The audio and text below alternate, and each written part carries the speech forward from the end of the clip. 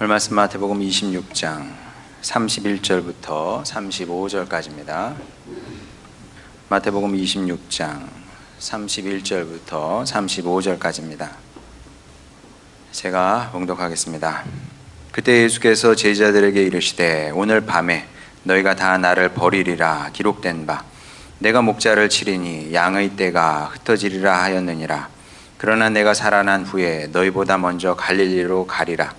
베드로가 대답하여 이르되 모두 주를 버릴지라도 나는 결코 버리지 않겠나이다. 예수께서 이르시되 내가 진실로 내게 이르노니 오늘 밤 다 굴기 전에 내가 3번 나를 부인하리라. 베드로가 이르되 내가 주와 함께 죽을지언정 주를 부인하지 않겠나이다 하고 모든 제자도 그와 같이 말하니라. 아멘. 우리 성결교는 웨슬리 신학을 따릅니다. 여러분 잘 모르실 텐데 하여간 우리 성결교는 웨슬리를 사부로 이렇게 모시고 있습니다. 반면 장로교는 칼빈의 신학을 따르죠. 자, 그럼 우리 누구 편이 돼야 될까요? 우리 아무 편도 아닙니다. 우리는 아무 편도 아니에요. 웨슬리가 오를 때는 그분 편을 들면 되는 것이고 또 칼빈이 옳은 것 같을 때는 그분 편을 들면 됩니다. 세상 어리석은 것이 교회가 파벌로 갈려서 싸우는 거죠. 나는 장로교, 나는 감리교, 나는 성결교, 나는 순복음 이렇게 갈려서 싸우잖아요. 세상 어리석은 게 그겁니다. 주님의 마음을 아프게 하는 거죠. 아니 형제 자매가 서로 네가 옳으니 내가 옳으니 갈려서 싸우면 부모 마음이 어떻겠습니까? 동일한 거거든요. 그러니까 이거는 정말 어리석은 것이다. 교단, 교파로 갈려서 파벌려 나눠서 싸우는 것은 바보 같은 짓이다. 세게 얘기하면 어리석은 짓이고 멍청한 짓이다. 여러분은 절대 그러지 마시기 바랍니다. 물론 웨슬리든 칼빈이든 수백 년에 한 명 나올까 말까 한 위대한 사역자인 것은 분명히 맞습니다. 자, 위대한 사역자죠. 저 같은 사람은 정말 그분 신을 들고 다닐 수도 없을 만큼 그만큼 위대한 사역자인 것, 이건 분명한 사실입니다. 하지만 그래도 사람이거든요. 사람이 항상 옳을 수 있습니까? 없습니까? 항상 옳은 사람은 세상에 아무도 없습니다. 그래서 파벌주의가, 교단주의가 위험하다는 거죠. 그럼 이제 주의는 그래서 위험한 겁니다. 모든 주의는 위험한 거예요. 항상 우리만 옳다고 주장하기 때문에. 자, 근데 다행히 저는 이제 교단 색채가 없어요. 여러분 그런 생각은 해보지 않으셨을 겁니다만은 노골적으로 얘기합니다. 전 교단 색채가 없습니다. 그럴 수밖에 없는 게 감리교 출신이잖아요. 그리고 중고등학교는 또 학교 다닐 때는 서울에서 장로교를 다녔습니다. 그리고 신학교는 성결교 계통을 가버렸네. 그거 없는 게 당연하죠. 내가 누구 편이라고 하겠어요. 다 이 교회도 내 교회, 저 교회도 내 교회, 여기도 이 교단도 내 교회인데 제가 누구 편을 들겠습니까? 제가 이 성향이 이렇다 보니까 아마 여러분도 교단 색채가 이제 강하지 않을 건데, 근데 살다 보면 이 교단 우월 의식을 가진 사람들을 만나곤 합니다. 간혹 그렇게 만나요. 특히 개혁주의를 표방하는 이 장로교 사람들이 조금 이런 경향성이 좀 강하거든요. 개혁주의는 이제 칼빈주의인데 칼빈을 따르는 사람들입니다. 자, 그러면 이분들은 어느 정도까지 얘기를 하냐면 개혁주의자가 아니면 복음을 잘 모른다. 이렇게까지 얘기를 합니다. 자, 그러면 여러분이 이제 그런 사람을 만나게 되면 그런 식으로 노골적으로 공격을 받게 되면 이제 두 가지 마음이 올라옵니다. 하나는 기분 나쁘죠. 당연히 기분 나쁩니다. 자기 옳다 그러고 우리는 모르는 사람처럼 얘기를 하기 때문에. 또 다른 한편으로는 그런가 싶기도 해요. 저 사람이 그렇게 강력하게 얘기할 때는 뭔가 이유가 있을 거 아닙니까? 그러다 보면 좀 헷갈립니다. 교회를 바꿔야 되나? 장로교로 바꿔야 되나? 그리고 장로교가 우리나라에 많거든요. 근데 여러분 우리나라에만 장로교가 많습니다. 전 세계적인 현상은 아니에요. 그러니까 우리나라에서 장로교가 압도적으로 많고 저렇게 얘기할 때는 이유가 있는 것 같아. 막 교회를 바꿔야 되고 교단을 바꿔야 될 것 같아. 예, 이렇게 생각할 필요는 전혀 없다. 왜냐하면 산 정상을 오르는 길은 많거든요. 자기가 간 길만 아는 겁니다. 제일 멋져 보이죠. 이 길로 다 가야 될 것 같아. 근데 그 길 하나뿐입니까? 아니죠. 이 길도 있고 저 길도 있고 다른 길은 어떤지 잘 몰라. 그리고 아름다운 게 능사도 아니에요. 좀 사람에 따라 좀 편한 길을 가야 되는 사람도 있고 또 험한 길을 좋아하는 사람은 글로 가는 거고 뭐 그런 거 아니겠습니까? 마찬가지로 어떤 사람은 뭐 루터를 통해서 복음을 배울 수도 있는 거고요. 뭐 웨슬리를 통해서 배울 수도 있는 거고 칼빈을 통해서 배우기도 한다는 거죠. 누가 절대적이라고 말할 수 없다. 하나님께서 그런 좋은 분들을 우리에게 주신 겁니다. 그래서 우리는 그분들을 사용해서 복음의 길, 신앙의 길을 잘 걸어가면 되는 거지, 그 중에 한 사람을 막 우상시해 가지고 이 사람이어야 된다, 이분이어야 된다, 이거는 말도 안 되는 거다. 자, 그러나 어쨌건 간에 이 두 분 모두 다 웨슬리든 칼빈이든 간에 위대한 하나님의 사역자인 것은 분명합니다. 무엇보다 웨슬리는 부흥의 주역이었죠. 웨슬리는 2000년 교회 역사에서 가장 위대한 부흥의 사역자였습니다. 그래서 제가 한때 그 웨슬리 책을 열심히 읽고 또 웨슬리 연구를 꽤 했습니다. 웨슬리를 연구하면 막 가슴이 쿵쾅쿵쾅해요. 야, 이런 시대가 있었구나. 웨슬리가 38에 이제 극적인 변화를 체험을 하고 변화를 경험하고, 그리고 그때부터 나가서 이제 말씀을 전하잖아요. 우리 흔히 부흥사라 그러죠. 부흥사가 돼서 영국을 돌아다니면서 집회를 하게 됩니다. 그러면 뭐 안 간 데가 없겠죠. 어느 동네든 어느 마을이든 가게 되면, 가서 예배를 드리게 되면 뭐 5일이든 6일이든 7일이든 예배를 드릴 거 아닙니까? 부흥회를 할 거 아닙니까? 그러면 그 며칠 사이에 그 마을이 변화가 되는 겁니다. 사람들이 저녁 때만 되면 술집에 모여서 술 먹고 도박하고 그랬는데 그냥 술집이 망해버리는 거예요. 망해버립니다, 그냥. 이거 엄청난 역사들이. 예배에 참여한 사람들이 웨슬리의 설교를 들으면 다 우는 거예요. 다 울고 자신의 죄를 회개하면서 내가 죄악의 삶을 살았습니다. 하나님 없이 살았습니다. 끔찍한 인생이었습니다. 고백을 하고 변화가 되는 거죠. 술집이 망할 만큼. 여러분, 쉬운 게 아니거든요. 알코올 중독자들이에요.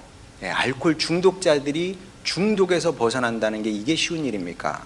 근데 그런 역사가 일어났던 겁니다.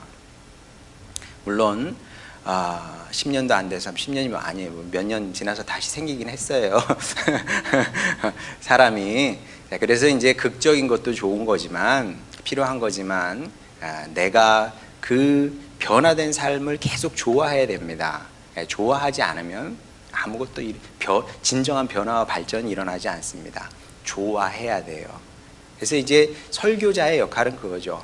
이 주님의 것을 어떻게든 좋아하게끔 여러분을 여기 보세요, 여기 보세요, 딸랑딸랑 이게 좋은 겁니다, 이게 좋은 거예요, 이걸 보세요, 이렇게 계속 하는 거죠. 왜? 그렇지 않으면 자꾸 딴 걸 보니까 딴 게 새로운 아파트가 올라가면 저게 좋아 보여. 뭐 이렇게 되는 거예요, 말하자면. 사실 아무것도 아닌데, 아무것도 아니에요, 사실은. 좋은 거, 핸드폰 좋은 거 바꾸면은 며칠 좋지. 아니야. 점점 느려져서 바꾸고 싶은 마음이 들다가도 오면은 그거 세팅하는데 하루 걸리잖아요. 그래서 못 바꾸고 있어요. 어쨌든 그런 거거든요. 근데 웨슬리가 하여간 가서 설교를 하게 되면 그런 변화가 있었다. 그래서 누가 저에게 당신은 어떤 사역자가 되고 싶습니까? 물어보면 저는 항상 동일하게 대답할 겁니다. 제가 고를 수 있다면, 선택할 수 있다면 저는 웨슬리 같은 사역자가 되고 싶습니다. 물론 아직까지 안 된 것 같은데 그래도 뭐 꿈이야. 뭐 꿈은 늘 품어야죠. 꿈은 원래 높게 잡는 겁니다. 그래야 그 근처까지 갈 수 있는 거예요. 그러니까 여러분이 나는 평신도로 산다 그러면 평신도도 못해요. 여러분 어떻게 살아야 되냐면 나는 목회자급으로 살겠다. 그래야 그 근처까지 가게 되는 거지. 아, 뭐 이만하면 되지 뭐. 요만큼이면 될 거야. 더 이상의 부담은 갖고 싶지 않아. 그러면 그 밑바닥에서 그냥 헤매며 살게 되는 겁니다. 예, 부담스럽더라도 그 높은 데를 딱 바라보며 목표를 높이 잡고 이렇게 가야 사람이 발전을 하게 되는 거지. 모든 세상 이치가 다 마찬가지입니다. 세상 이치도 그런데 영의 이치라고 다르겠습니까? 그래서 저도 웨슬리 같은 사역자가 되기를 언감생심 그런 꿈을 갖고 살아가는 거죠. 반면에 이제 칼빈 같은 경우는 이런 이제 영적인 역동성을 그에게서 찾기는 어렵습니다. 그런 일들이 그의 사역에서 일어났다는 기록은 없습니다. 하지만 칼빈은 후대를 위한 아주 좋은 신학을 남겼죠. 여러분은 별거 아닌 것 같죠? 아주 좋은 신학이 별거 아닌 것 같아.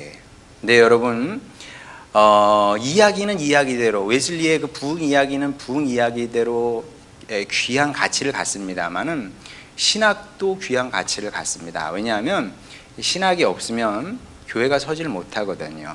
그래서 좋은 신학을 남긴다는 것은 어부에게 좋은 어구를 남기는 겁니다. 좋은 도구가 있어야 물고기를 많이 잡을 수 있거든요. 그런 역할을 칼빈이 했다고 보면 됩니다. 그래서 이제 저 같은 경우도 제 신학을 갖고 목회를 하는 겁니다. 보이지는 않죠.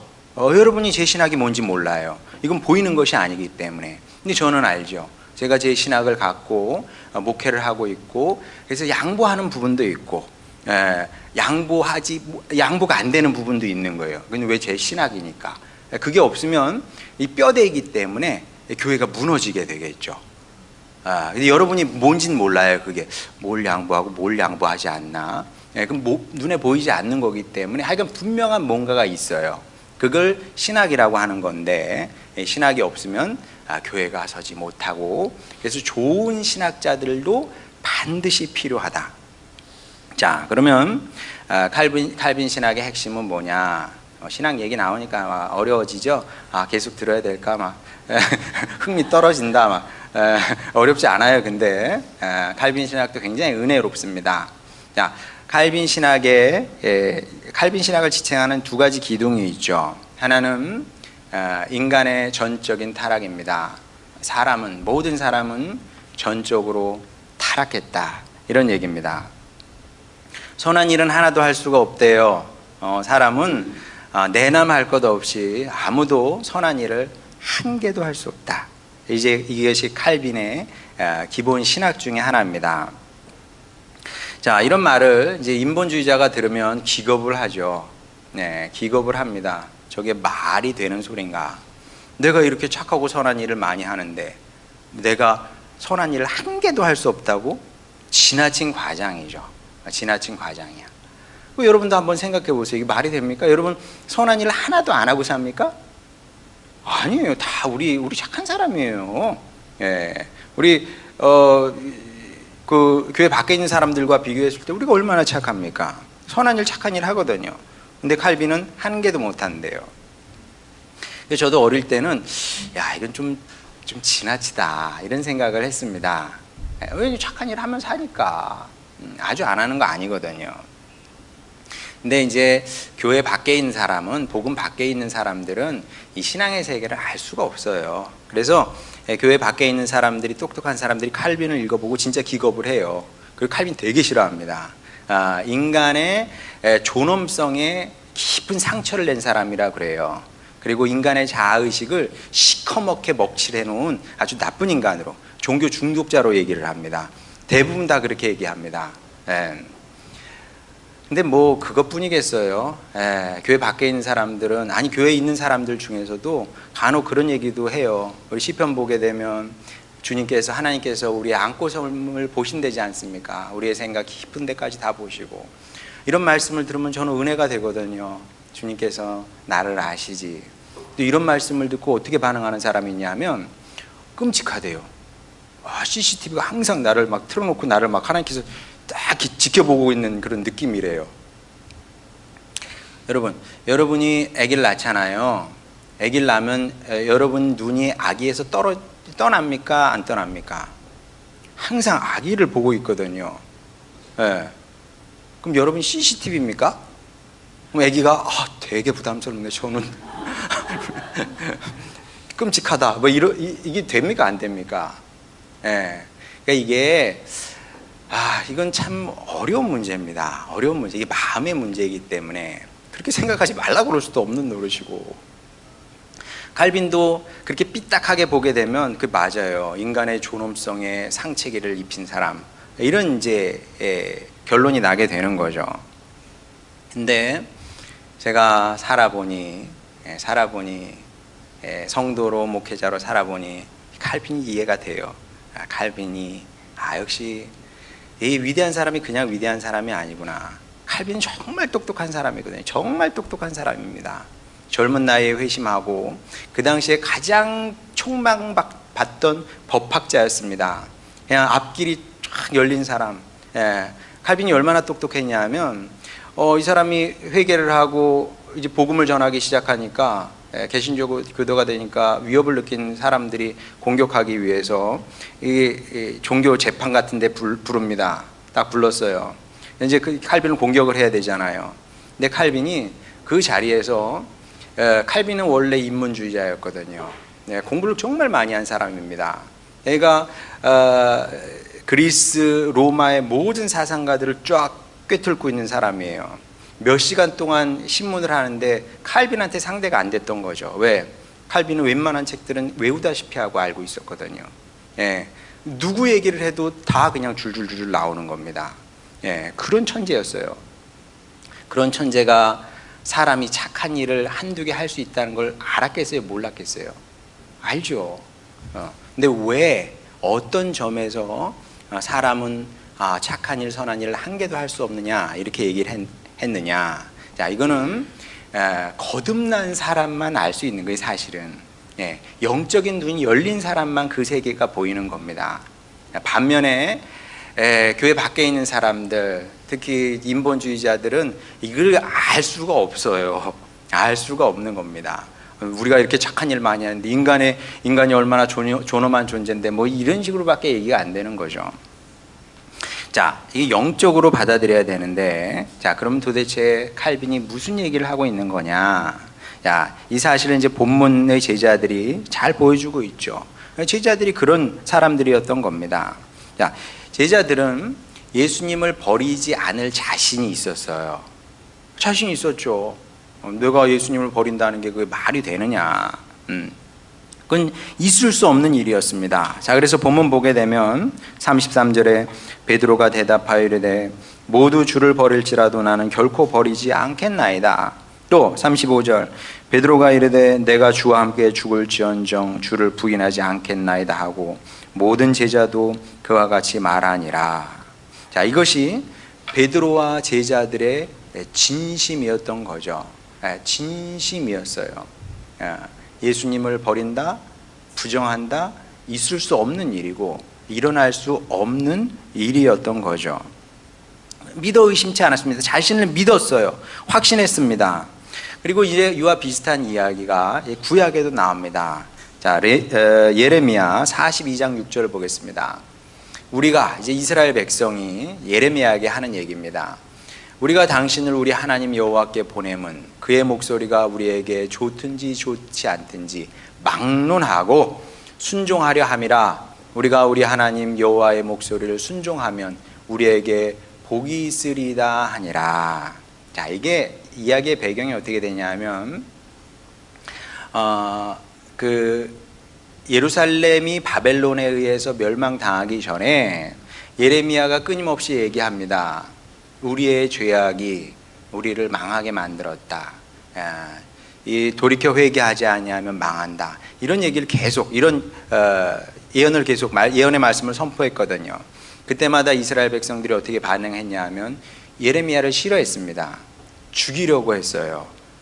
듣기 싫은 소리 한다고 죽이려고 했던 겁니다. 그랬는데 진짜 망했거든요. 바벨론이 쳐들어와서 예루살렘이 함락이 됐습니다. 이제 죽게 생겼어요. 죽게 생기니까 그제서야 이제 예레미야를 찾아와서 이제 살려달라고 그러는 거죠. 어떻게 해야지 살고는 싶은데 살아야는 되겠는데 살 길이 없는 겁니다. 그 예레미야를 찾아와서 살려달라고, 제발 좀 살려달라고. 우리가 차마 하나님께 기도는 못 하겠어.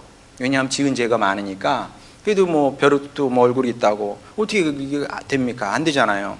그러니까 예레미야를 찾아와서 우리 대신 하나님을 찾아가서 하나님께 가서 우리를 위해서 기도해 달라는 거예요. 예. 그래서 하나님 말씀하시면 그대로 순종하겠다는 겁니다. 그래서 살고 싶다는 얘기예요. 예레미야 착하죠. 저 같으면 그때는 날 그렇게 죽이려고 하더니 그냥 죽으세요. 그랬을 법도 싶은데, 그게 하나님의 사람은 그러면 안 되잖아요. 그렇죠? 하나님의 사람은 70번에 7번이라도 잘못했다 그러면 용서를 해줘야 되는 겁니다. 여러분도 그러시기 바랍니다. 못된 짓 해요. 뭐 어떡하겠어. 근데 뭐 잘못했다 그래, 무조건 용서해 주는 거예요. 그냥. 예레미야가 그랬던 거죠. 그 왜 동포니까 살아야 되잖아요. 그래서 이 사람들의 소리를 갖고 주님 앞에 나아갑니다. 주님 어떻게 해야 할까요? 주님의 응답이 임합니다. 참 우리 주님도 그럼 죽으라 그래. 그렇게 좋을 때 얘기할 기회가 있을 때 기회를 이렇게 많이 줬는데 못 돌이켜더니 이제 뭐 어떡하냐, 다 망했는데 죽어야지. 이럴 법도 싶은데 하나님께서 뭐라고 그러시냐 하면 살 길을 또 주십니다. 그러면 예루살렘은 망했지만 너희들 살아야 되지 않냐? 그러면 약속의 땅에 머물러라. 약속의 땅이 어디예요? 유대 땅에 그냥 남아 있으라는 겁니다. 그러면 산다는 거죠. 자, 이 말씀을 갖고 이스라엘 백성에게 갖다 다시 전합니다. 근데 그 사이에 조금 또 상황이 바뀌었네. 그 정세를 또 파악을 하는 거예요. 하나님의 말씀은 받았어요. 여기 머물러 있으래. 자, 근데 정세를 또 분석해 보니까 아무래도 여기 남아서는 살 길이 없어. 살 수 없을 것 같아. 먹고 살 길이 막막해. 근데 이집트 보니까 거기는 괜찮을 것 같거든. 왜냐하면 이집트는 아무리 약해도 그래도 이집트잖아요. 거기 내려가면 살 것 같은 거죠. 그래서 바로 내려가 버렸네. 바로 내려가 버렸어요. 진짜 이렇게 말을 해놓고 바로 그냥 내려가 버렸어요. 야, 참 이게 사람이라는 겁니다. 이게 전적으로 타락한 사람의 특징이다. 하나님의 말씀과 뜻보다 현실을 항상 더 중요하게 생각을 합니다. 하나님 뜻, 뭐 하나님을 안 믿는 건 아니야. 근데 언제나 더 중요한 것은 현실인 거죠. 왜 이렇게 했냐 그러면 현실이. 사울이 그랬잖아요. 주님께서 말씀을 하셨습니다. 그때 블레셋 사람들이 쳐들어온다는 거예요. 현실이. 뭐 이런 식인 거죠, 말하자면. 이런 식으로 상황이 좀 이상하게 돌아가고 여의치 않다 싶으면 언제든지 주님을 버릴 수 있는 것이 사람이다. 이런 반역의 성향이 모든 사람 앞에 뿌리 깊게 내재해 있다는 겁니다. 달리 얘기하면 하나님을 존중하는 마음이 없는 거죠. 또 다시 얘기하면 언제나 내가 중요해. 내가 소중한 거예요. 내가 소중해. 그리고 제가 간혹 얘기하는 것처럼 솔직해야잖아요, 우리. 그러니까 내가 필요하니까 하나님을 믿는 거지. 그렇잖아요. 내가 필요하니까 하나님을 믿는 거지. 내 필요에 뭐 합당치 않아. 그럼 언제든지 하나님을 버릴 수 있는 것이 사람이라는 거죠. 칼빈은 이 인간의 내면 깊은 곳을 꿰뚫어 봤던 겁니다. 자, 이런 점에서 사람이 전적으로, 영적으로, 전적으로 타락했다, 이렇게 얘기를 한 거죠. 곰곰이 생각해보면 뭐 부정할 수는 없어요. 그렇잖아요. 내 사랑이 먼저지. 뭐 하나님이 그렇게 중요한 게 아니잖아요. 자, 그런데 암울한 얘기이기도 해요. 참 암울하다. 그러면 죽으라는 얘기야. 우리는 전적으로 타락했으면 죽어야지. 이게 하나님의 공이거든요. 전적으로 타락했으면 죽는 거예요. 이게 하나님의 공이야. 자, 그러면 이것이 복음의 결론이냐? 이게 복음의 결론, 하나님의 말씀의 결론입니까? 너희들은 전적으로 타락했으니 죽어라! 지옥불에 떨어져라! 이게 이제 복음의 하나님 말씀의 결론이냐는 거죠. 근데 그럴 리가 없죠, 당연히. 자, 그래서 칼빈 신학에 또 다른 기둥이 있는 겁니다. 자, 좌측 기둥은 전적인 타락이에요. 우리는 전적으로 타락한 사람입니다. 이거를 알려드려야 되는데, 이게 저는 지금 교리로 전하고 있는 거예요, 여러분에게. 이 사실인데 지식으로 전달하고 있는 거거든요. 이게 여러분 마음의 영혼에 깊이 뿌리 내려야 되는데, 이건 성령께서 하셔야 되고, 그리고 여러분이 알고 싶어야 되는데 어떻게 해야 되나. 하여간 칼빈 신학의 이 좌측 기둥은 그겁니다. 우리는, 아니 더 정확하게 나는, 네가 아니라 나, 설교하고 있는 나 김성렬은 전적으로 타락한 존재인 거예요. 자, 근데 이게 전부가 아니고 우측 또 다른 기둥이 있는데 불가항력적 은혜입니다. 불가항력적 은혜. 그래서 이게 이제 사실은 복음의 내용이고 칼빈의 신학인데, 칼빈 신학을 읽으면 어렵죠. 근데 이게 울컥울컥해요. 왜냐하면 이게 맞거든. 맞을 뿐만 아니라 눈물 나는 얘기인 거예요. 저도 그렇고 여러분도 그렇고 전적으로 타락한 사람이야. 구원의 가능성이 없는 사람이야. 근데 불가항력적인 은혜로, 하나님의 불가항력적인 은혜로, 거부할 수 없는 은혜로 우리가 하나님의 자녀가 되었고 구원의 백성이 되었다는 얘기를 칼빈이 하고 있는 겁니다. 다시 말하면은 내가 못해, 나는 못하는 것을 주님께서 그 크신 사랑의 은혜로 이루신다는 거죠. 이 또한 칼빈이 잘 본 겁니다. 복음의 내용을 잘 파악을 하고 잘 분석을 해서 잘 이해해서 잘 글로 남긴 거죠. 자 그러면 오늘 본문 말씀도 사실 본문에도 이런 이야기가 지금 나오고 있는 겁니다. 32절 보게 되면 이게 사실 이해가 안 되는 말씀이거든요. 31절부터 보겠습니다. 그때 예수께서 제자들에게 이르시되 오늘 밤에 너희가 다 나를 버리리라 기록된 바 내가 목자를 치리니 양의 떼가 흩어지리라 하였느니라. 너희들이 다 나를 버린대요. 얼마나 슬픈 얘기입니까? 3년 동안 같이 이렇게 살았는데, 동고동락했는데 이제 다 너희들이, 내 제자들이 내가 그토록 사랑했고 지금까지 이제 뭐 찬밥 더운 밥 같이 먹고 살았는데 다 떠난대요. 그 다음에 무슨 이야기가 나와야 될까요? 이 나쁜 놈들아, 이게 되잖아요, 그죠? 이 빌어먹을 놈들아, 이렇게 나와야 돼요. 근데 예수님께서 그렇게 하지 아니하시고 뭐라 그러냐면, 그러나 이게 불가항력적인 은혜예요. 그러나 너희들은 안 되지, 못하지, 너희 죄인이지, 나를 마음에 두지 않고 있잖아, 이런 사람이지. 그러나 내가 살아난 후에 너희보다 먼저 갈릴리로 가리라. 이게 무슨 얘기일까요, 이게? 이게 무슨 얘기 같습니까? 저는 이 말씀을 읽으면서 고린도전서 15장 10절 말씀이 떠올랐습니다. 한번 보겠습니다. 그러나 내가 나 된 것은 하나님의 은혜로 된 것이니 내게 주신 그의 은혜가 헛되지 아니하여 내가 모든 사도보다 더 많이 수고하였으나 내가 한 것이 아니요 오직 나와 함께 하신 하나님의 은혜로다. 잘은 모르지만 예수님의 제자들이 이 말씀, 그러니까 이제 32절 말씀, 그러나 내가 살아난 후에 너희보다 먼저 갈릴리로 가리라, 이 말씀을 읽으면서 많이 울었을 거예요. 진짜로 천국 가서 확인해 보세요. 내기? 많이 울었을 거예요. 다 울었을 겁니다. 마태를 보면서 전화가 있었다면 전화해서 야 마태야 너 참 잘 썼다. 어떻게 거기다 그런 말씀을 생각해내 가지고 썼냐 그랬을 거예요. 또 이 말씀 고린도전서 15장 10절 말씀 읽으면서도 깊이 공감을 했을 겁니다. 왜냐하면 자기 이야기거든. 나의 나 된 것은 내가 잘해서요? 내가 잘해서 김성열 목사가 참 잘해서 목사도 되고 목회하면서 삽니까? 먹고 살게 됐어요. 참 감사하지. 좀 다 감사합니다.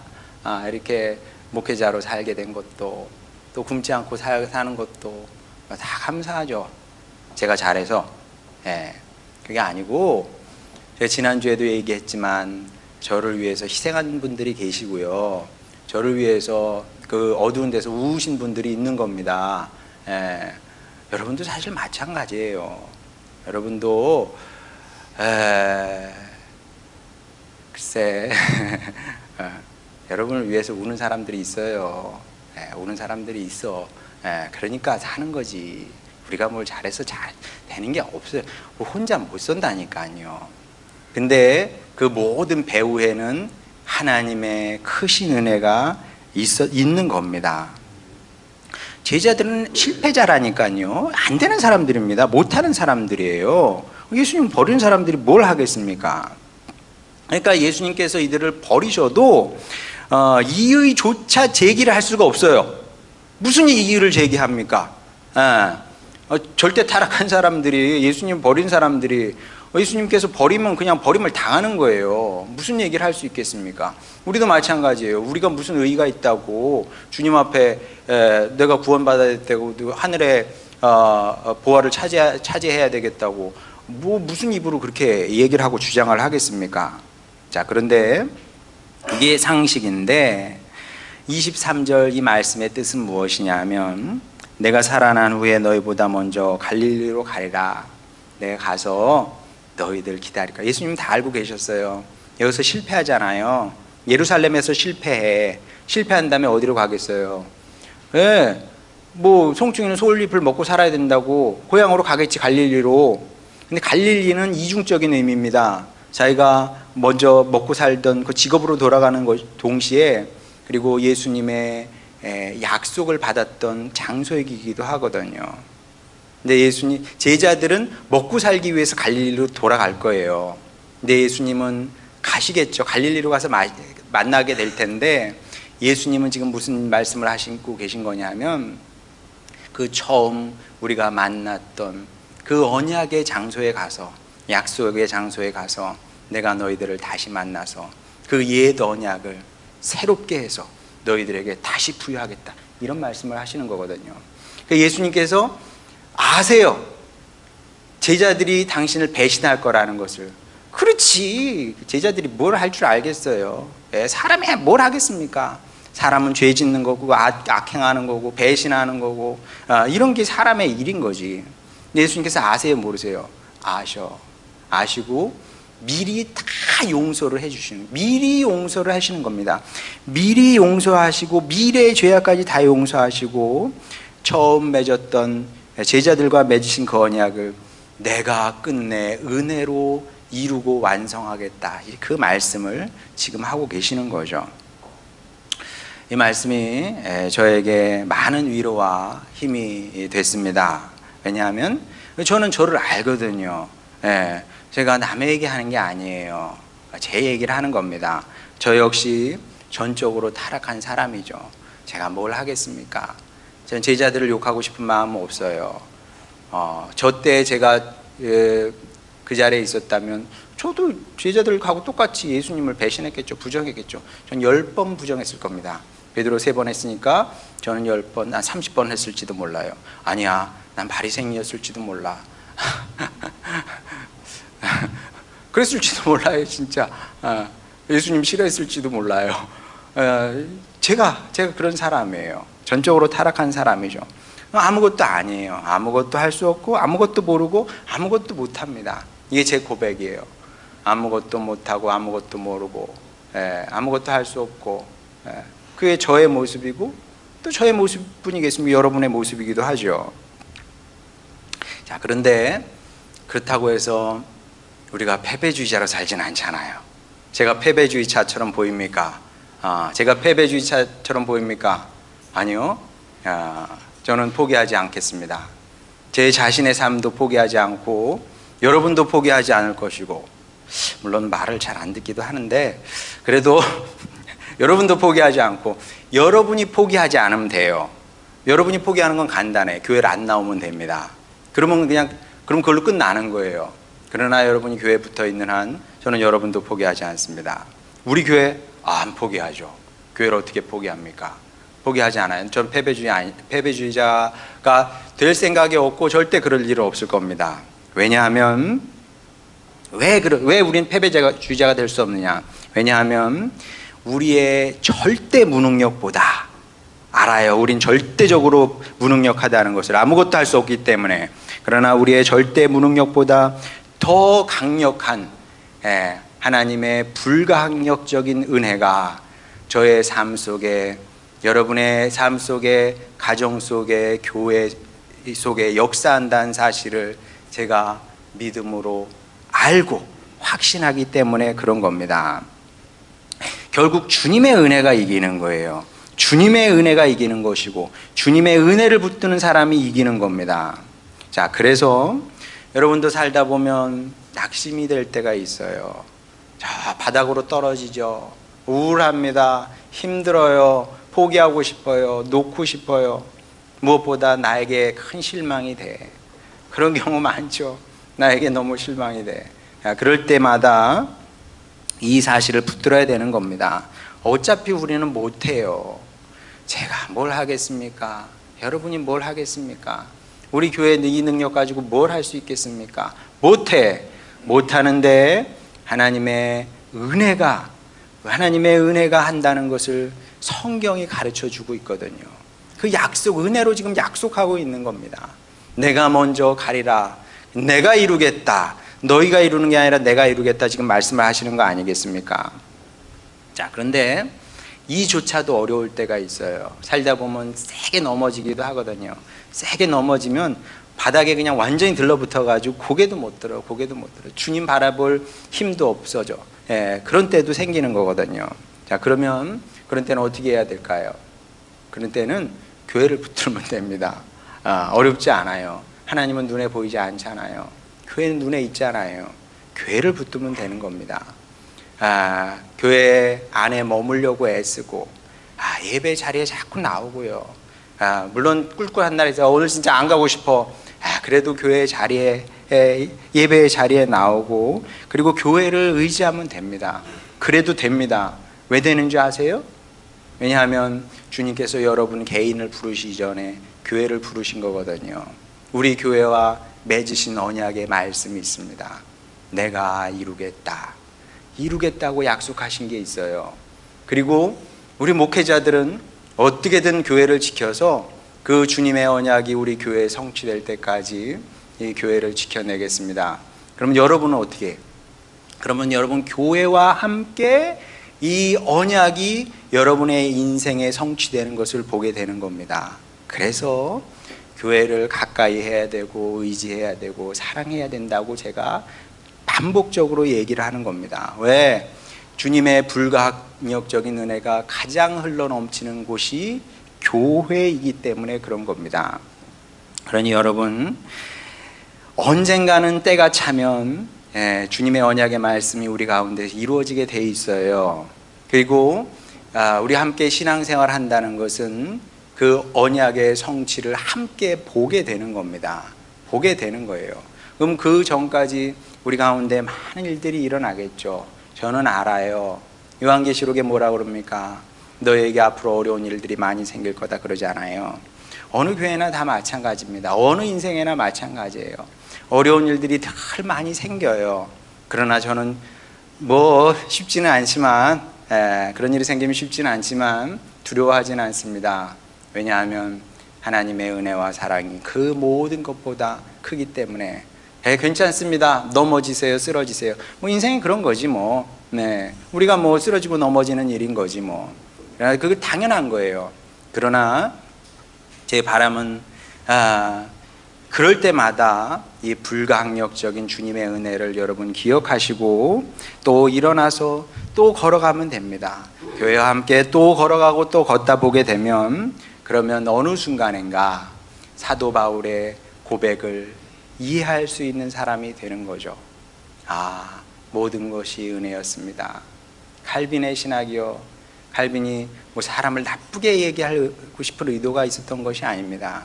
그가 진정으로 하고 싶었던 것은 우리는 다 은혜로 사는 사람들이다. 여기까지 가시길 바랍니다. 그래야 여러분의 인생에 감동이 있어요. 종교생활 그걸 뭐하러 합니까? 종교생활 그걸 뭐하러 해요? 아무짝에도 쓸모없어요. 예, 그런 종교생활에 만족하지 마시고 나 오늘 도장 찍었어. 그게 무슨 의미가 있겠습니까? 신앙생활을 한다는 것은 주님의 사랑을 알고 은혜를 알고 감격을 알고 기쁨을 알고 그리고 그 사랑 안에서 평강을 누리며 내가 받은 것이 이렇게 많으니 주님 저도 주님 기뻐하시는 일을 위해서 받은 것이 많으니 나누며 살겠습니다. 이런 즐거움의 길을, 감사의 길을 걸어가는 것이 신앙생활이거든요. 거기까지 나아가는 여러분이 되시길 바랍니다. 그래서 주님과 동행하는 이 한평생의 길이 감사로 가득하게 되기를, 기쁨으로 가득하게 되기를 주님의 이름으로 축원합니다. 우리 찬양 부르고 기도하도록 하겠습니다.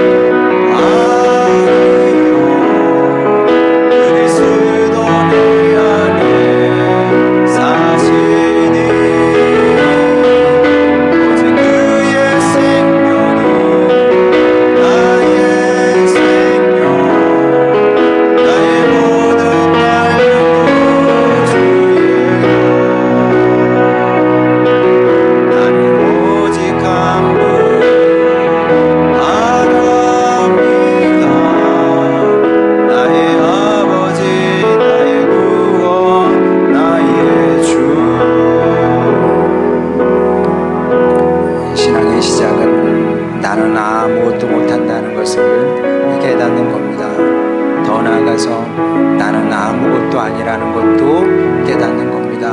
시간 기도할 때 주님 제가 주제 파악을 먼저 하게 하여 주시옵소서. 제가 착한 사람이 아닙니다. 좋은 사람이 아닙니다. 괜찮은 사람이 아닙니다. 저는 주님이 필요합니다. 주님이 필요합니다. 여러분 그렇게 기도하시기 바랍니다. 다른 거 필요 없어요. 저 주님이 필요해요. 주님이 도와주셔야 됩니다. 주님 저를 불쌍히 여겨 주시옵소서. 기도하면 사모하면 주님께서 오셔서 여러분을 만져주시고 도와주십니다. 그리하여 불가항력적인 은혜의 삶이 어떤 것인지 가르쳐 주실 겁니다. 이를 소망하며 기도로 주님께 나가도록 하겠습니다. 기도하시겠습니다. 우리를 사랑하시는 아버지 하나님, 주여 우리의 힘으로 하려고 그러면 어렵습니다. 힘듭니다. 안 됩니다. 주님과의 관계도 망가집니다. 아버지 하나님, 우리의 힘으로 능으로 하려고 하지 않게 하여 주시옵소서. 나는 못한다는 것을 고백하게 하여 주시옵소서. 내 안에 선한 것이 없다는 것을 고백하게 하여 주시옵소서. 나 할 만큼 하지 않다는, 하지 못하고 있다는 것을 알게 하여 주시고 주님 앞에 고백하게 하여 주시옵소서. 대신 주님의 은혜를 구하게 하여 주시옵소서. 주님의 도와달라고 구하는 주님의 백성들 되길 원합니다. 불쌍히 여겨달라고 구하게 하여 주시옵소서. 바디메오의 마음으로 주님께 구하게 하여 주시옵소서. 나사렛 자손 예수여 저를 불쌍히 여겨 주시옵소서. 바디메오가 구했던 것처럼 우리도 그렇게 주님께 구하며 살길 원합니다. 아버지 하나님 축복하여 주시옵소서. 축복하여 주시옵소서. 그리하여 아버지 복음의 기쁨을 알게 하여 주시옵소서. 우리는 종교 생활을 하는 것이 아닙니다. 아버지 우리는 종교적인 의미를 다하려고 이 자리에 모인 것이 아닙니다. 살아계신 하나님을 만나고 싶습니다. 살아계신 하나님의 사랑을 느끼고 싶습니다. 알고 싶습니다.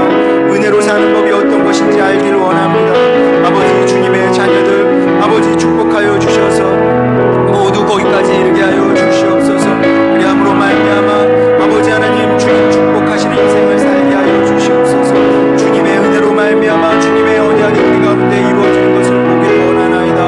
아버지 하나님 그리하여 생명의 신앙이 어떤 것인지 알게 하시고 진정한 축복이 무엇인지 알기를 원하오니 아버지 하나님 그 놀라운 세계를 빛의 세계를 구원의 세계를 주여 우리로 알게 하여 주시옵시고 아버지 하나님 사도 바울이 그랬던 것처럼 나의 나된 것은 주님의 은혜입니다. 고백하는 저희들 되게 하여 주시옵시고 아버지 하나님 그렇게 주님께서 축복하시고 책임지시는 은혜의 삶을 기쁨의 인생을 살아내는 주님의 백성들 다 되게 하여 주시옵소서.